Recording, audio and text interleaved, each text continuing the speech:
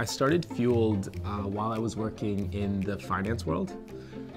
I graduated school, spent about 3 years in finance, and in around the second year, I got the kind of entrepreneurial itch. So Fueled is a company that focuses on taking an idea with an entrepreneur and bringing that idea to life.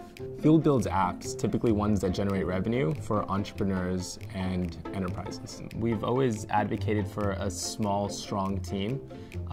One of the things that we do, and we've always done, even from when we only had one developer, was we came up with a really creative, challenging test for the developers.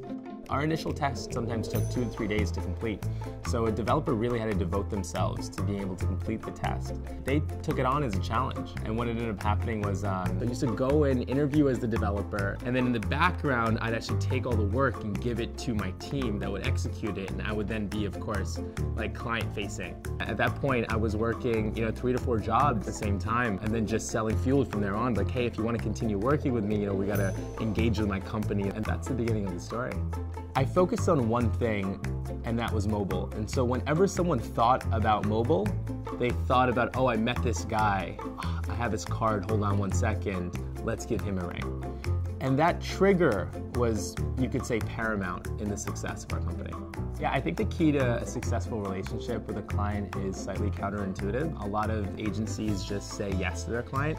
I think for us, it's about being honest. We'll often have clients come in where they have an idea for a product and they've already done strategy, and we'll get our hands on it, and sure enough, within the first strategy meeting or 2 meetings, we'll explain why their idea isn't solid and what's tangential to that idea that can completely change the whole company.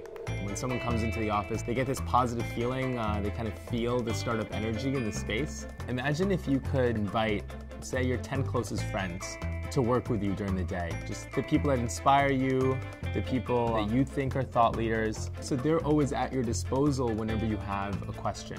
What if those 10 people were fairly successful too in running their own startups? They couldn't just all come and work out of your living room or something like that. They would need a space as well for them and their employees. And so that's what the Fueled Collective is. It's a co-working space for like-minded people. And I think with any business or most entrepreneurs, they always wish it would exist. And if it doesn't exist, they're like, okay, cool, I'll do it. And so when we got to the place where we could afford to build this space out for other startups, we built the Fueled Collective.